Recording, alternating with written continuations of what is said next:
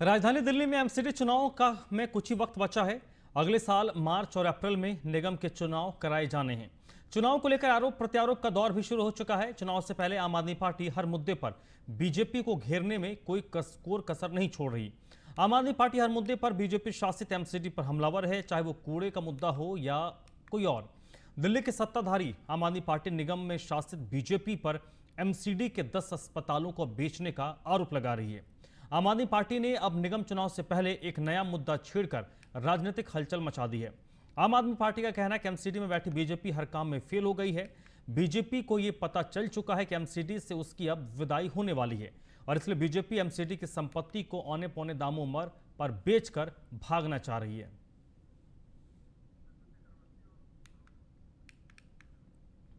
और आज इसी मुद्दे पर हम चर्चा करेंगे और इस चर्चा मेरे साथ शुभेंदु शेखर अवस्थी साहब जुड़ रहे हैं, भारतीय जनता पार्टी के प्रवक्ता हैं, वेलकम। और वरुण पुरोहित जी हैं, कांग्रेस पार्टी के नेता। वरुण जी, आपका भी बहुत बहुत स्वागत है सर। शुभेंदु जी, ये जो आरोप आम आदमी पार्टी की तरफ से लगाए गए हैं अस्पतालों को बेचने का, कितनी सत्यता है इसमें, क्या सच्चाई है इस आरोप में? देखो धर्मराज जी, अब मैं क्या बताऊं, हॉस्पिटल, सरकारी हॉस्पिटल किसको बेचा जा रहा है हमको तो मालूम ही नहीं है। और कैसे बेचा जा सकता है कॉलेज और हॉस्पिटल सरकारी। फिर इन्होंने कहीं ट्वीट पे लिखा कि सेंटर को बेचा जा रहा है। तो क्या कोई एमसीडी सेंटर को, भारत का जो देश है, उसको कोई हॉस्पिटल बेच सकता है क्या? ऐसा भी पॉसिबल नहीं है। दूसरी चीज, इन्होंने लिखा औने पौने रेट पे, ना रेट मालूम उनको कि किस रेट पे बेचा जा रहा है।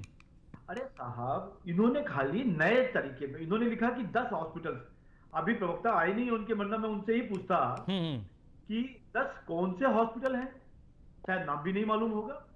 रोज नए विषयों पर कोई ना कोई टिकटॉक करना है।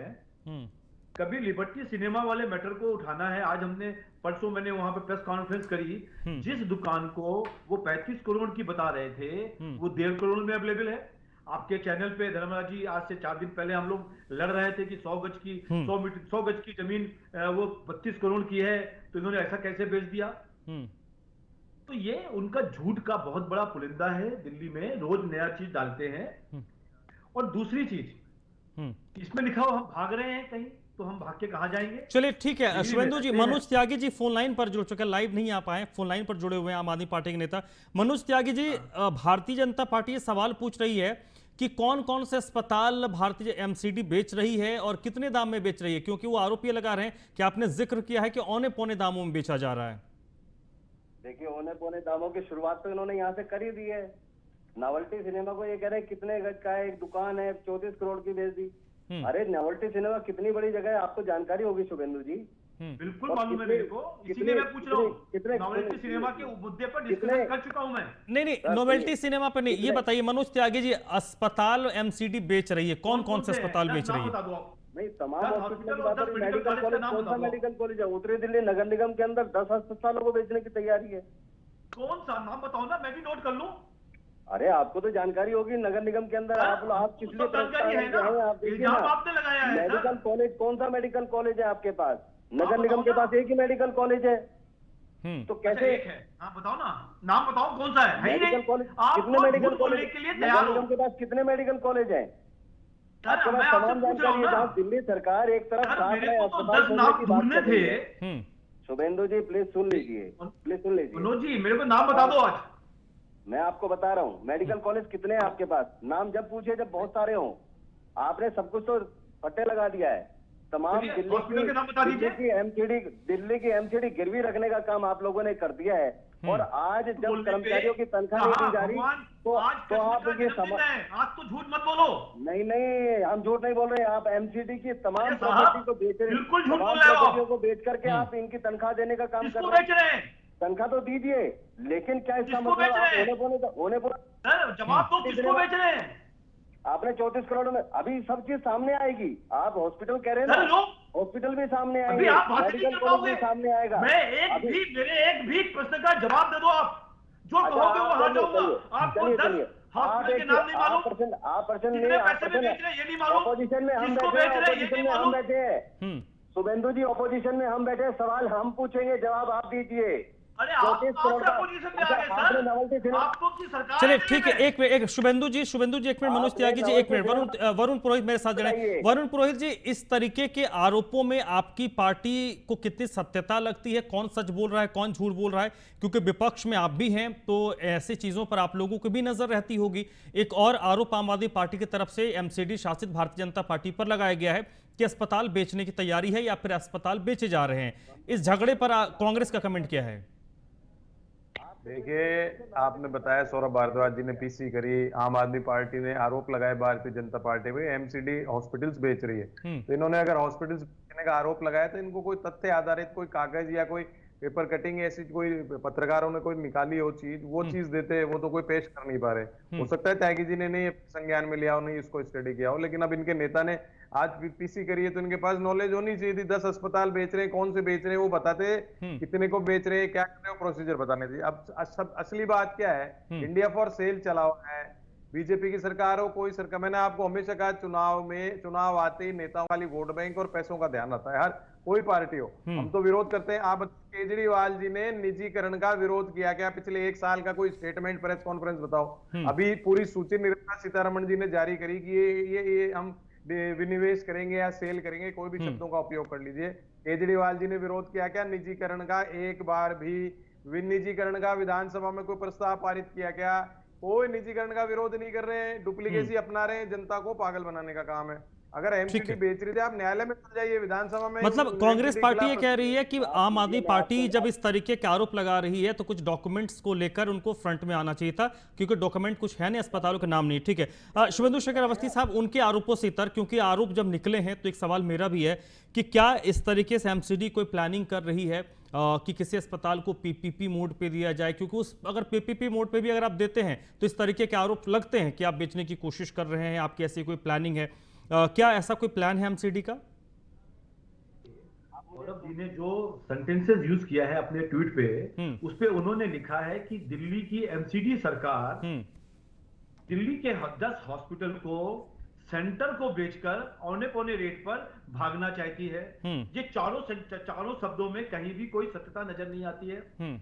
जब 4 दिन पहले कोर्ट में एमसीडी के कमिश्नर को बुलाया कोर्ट ने कि यहाँ पे डॉक्टरों की दवाएं क्यों, डॉक्टरों की सैलरीज क्यों नहीं दी जा रही हैं और आप सैलरी क्यों नहीं दे पा रहे हो, तो एमसीडी के कमिश्नर ने हाई कोर्ट में जवाब दिया कि साहब हमारे को दिल्ली सरकार पैसा नहीं दे रही है, 13,000 करोड़ से ज्यादा पैसा इकट्ठा है और टाइम से पैसा नहीं देगी, हम कहां से पैसा देंगे इन लोगों को। सब चीजें जो हमारे हॉस्पिटल में जो लोग आते हैं उनको इलाज हम फ्री में करते हैं, हमारे पास पैसे का कोई कमाने का कोई साधन नहीं है, हमको सैलरीज देने के लिए कहां से दिया जाएगा यदि हमको दिल्ली सरकार पैसा नहीं देगी, जैसा उसका और एमसीडी के बीच में कॉन्ट्रैक्ट है। अब तब उस समय पे कोर्ट ने कहा कि क्या आप ये सब सरकार जितने हॉस्पिटल हैं उन हॉस्पिटल को क्या केंद्र को दे सकते हो कि केंद्र इसको चलाए, इसकी सैलरी दे। ये क्वेश्चन 4 दिन पहले हाई कोर्ट ने कमिश्नर से पूछा। उसकी बात को सुनकर इन्होंने एक नया आज टिकटॉक निकाला। अब केजरीवाल जी तो विपश्यना पे चले गए थे तो वो 10 दिन बोलेंगे नहीं, जयपुर जा गए, तो कौन बोलेगा? तो बोला सौरभ जी को बुलवा लो, क्योंकि टिकटॉक तो रोज करनी है इनको टीवी चैनल पे आकर। मैं ये कह रहा हूं कुछ मालूम नहीं है। एक यदि यहाँ पे प्रवक्ता 10 हॉस्पिटल के नाम बता दें, 10 मेडिकल कॉलेज के नाम बता दें, किस रेट पे बता दें, कुछ भी जानकारी दे दें, खाली उस दिन पे जो कोर्ट ने संज्ञान लिया और हाई कोर्ट ने कहा कि यदि आप नहीं चला पा रहे हो, आपको ये नहीं दे रही है पैसा, तो आप केंद्र से बात कर लो, वहां से पैसा मिलने लगे, कम से कम डॉक्टरों को पैसा तो दो। ठीक है मनोज त्यागी जी, ठीक है शुभेंदु जी, मनोज त्यागी जी प्लीज रिस्पॉन्ड। दिल्ली नगर निगम के अंदर शाहदरा के अंदर ट्रिपल टी मॉडल पे एमसीडी की जमीन को दिया जा रहा है। आपको मैं बता दूं कि पार्किंग माफियाओं के साथ मिलकर के पार्किंग माफियाओं का पिछले साल का 7 महीने का पैसा माफ किया गया है। प्लीज सुनिए, आप पूछना चाह रहे हैं कि हमें जानकारी हॉस्पिटल पे बात हो रही है, पार्किंग माफिया पे भी बात करेंगे। सर सुनिए, मैं आपको बता रहा हूँ क्यों नहीं दे पा रही तनख्वाह एमसीडी, मैं ये बताना चाह रहा हूँ आपको मैं बता दूं कि विज्ञापन से जो पैसा रेवेन्यू आता था, विज्ञापन दाताओं के साथ मिलकर के, उनके कॉन्ट्रैक्टर के साथ मिलकर के इस भाजपा शासित एमसीडी ने उनके साथ सेटिंग करने का काम कर लिया है और उनको छूट देने का प्रावधान करने जा रही है। अभी हाउस में पास किया इन्होंने, तो लगातार सुनिए के ऊपर बात करोगे तो विज्ञापन नहीं पे बात एक मिनट नहीं, हम इशू से डिरेल हो रहे हैं। मनोज त्यागी जी, अस्पताल वाले आरोप पे आ जाइए, अस्पताल वाले आरोप पे आ जाइए। आरोप पे इसलिए बता रहा हूँ आपको कि कोर्ट ने संज्ञान क्यों लिया इस पे, क्योंकि ये लोग तनख्वाह नहीं दे पा रहे। और तनख्वाह दे क्यों नहीं पा रहे? क्योंकि अपना धन अर्जित जो एमसीडी करती थी वो ये धन अर्जित ही नहीं कर पा रहे, वो कमाई कर नहीं पा रहे, में छूट दे रहे, पार्किंग माफियाओं को छूट दे रहे। नहीं, अगर तनख्वाह नहीं दे पा रही है एमसीडी तो क्या नहीं, आपके पास आपने इतना गंभीर आरोप लगाया है, अगर तनख्वाह नहीं दे पा रही है, ठीक है, अगर नहीं ऐसा हो पा रहा है, पैसे की दिक्कत है, तो क्या उसको बेचकर ही तनख्वाह देना है? बेचना है तो किसको, सेंट्रल गवर्नमेंट को के पास सरेंडर करना है या किसी प्राइवेट प्लेयर्स को लाना है? आपने की तरफ से जो आरोप लगाया उसके लिए कुछ पुख्ता दस्तावेज आपके पास है, कोई प्रूफ है सर? पुख्ता दस्तावेज मैं आपको बताऊंगा। आज माननीय उच्च न्यायालय ने ऐसा क्यों कहा कि भाई आपसे अगर ये नहीं चलाए जा रहे तो आप ये केंद्र सरकार को दे दो। कारण क्या है? दिल्ली सरकार तो लगातार पिछले 3 वर्षों से कह रही है आपसे स्कूल नहीं चल पा रहे तो आप स्कूल दे दीजिए, आपसे हॉस्पिटल नहीं चल पा रहे तो हॉस्पिटल दे दीजिए। जब आपसे नहीं चल पा रहे और आपसे नहीं तनख्वाह दी जा रही थी तो आपने दिल्ली सरकार को क्यों नहीं दिया इनको? आज अगर उच्च न्यायालय को इस बारे में सोचना पड़ गया कि आप केंद्र सरकार को ये तमाम चीजें दिल्ली की जनता के बीच की हैं। दिल्ली की जनता दिल्ली की जनता के लिए काम करना चाहिए। चलिए ठीक है, मैं फाइनल कमेंट शुभेंदु जी आपसे लूंगा। वरुण पुरोहित जी, इस पूरे सिनेरियो की जो डिस्कशन हमारा हो रहा है उसको समझने के बाद आपकी क्या राय बनती है? देखिए, राय नहीं बनती है, हिंदुस्तान पूरा सेल पर चल रहा है। आज सरकारों में होड़ मची हुई है कि कैसे बेचा जाए, इसकी सारी जड़ें पूंजीवाद। जब मैं डॉक्टर मनमोहन सिंह जी की इकोनॉमी की पॉलिसी का कभी समर्थक नहीं रहा, उन्होंने जब से डिसइन्वेस्टमेंट के नाम से, आर्थिक सुधार के नाम से पूंजीवादी व्यवस्था को एंट्री कराई देश के अंदर, उसके ये सब परिणाम है। मोदी जी तो उसके i7 कंप्यूटर है, फटाफट कर रहे हैं, उस समय वो कर नहीं पाए थे। लेकिन आपको एक बताओ, डिफरेंस है कांग्रेस के राज में, बीजेपी के राज में, वो है समाज। ठीक है शुभेंदु जी, जल्दी से कंप्लीट कीजिए। शुभेंदु जी, हाँ बोलिए प्लीज। सर, इसमें इन्होंने लिखा है, मैं खाली एक ही क्वेश्चन पूछूंगा। इस ट्वीट में इन्होंने ये लिखा है कि 7 नए हॉस्पिटल बनाए हैं। मेरे को नाम बता दो कौन से नए बन गए, हमको तो आज तक एक भी नहीं पता चला। ये 7 कौन से नए हॉस्पिटल बन गए जिसको हमको पता नहीं बना रही है। आप ये देखिए, 7 नए हॉस्पिटल दिल्ली की सरकार ने पास किए हैं, बना रही है। कोरोना जैसी महामारी से लड़ने के लिए चलिए, वक्त खत्म हो गया है, वक्त खत्म हो गया। आम आदमी पार्टी ने गंभीर आरोप लगाए हैं, काउंटर में भारतीय जनता पार्टी भी सवाल पूछ रही है, कांग्रेस पार्टी भी इसको आम आदमी पार्टी और बीजेपी के बीच के नूरा कुश्ती बता रही है। लेकिन आरोप गंभीर हैं और उम्मीद की जानी चाहिए कि अगर इसमें कोई सत्यता है तो और ज्यादा प्रमाण लेकर आम आदमी पार्टी आने वाले वक्त में जनता के बीच आएगी। बहुत बहुत शुक्रिया शुभेंदु शेखर अवस्थी जी, वरुण पुरोहित जी, मनोज त्यागी जी आपका। इस चर्चा में बस इतना ही।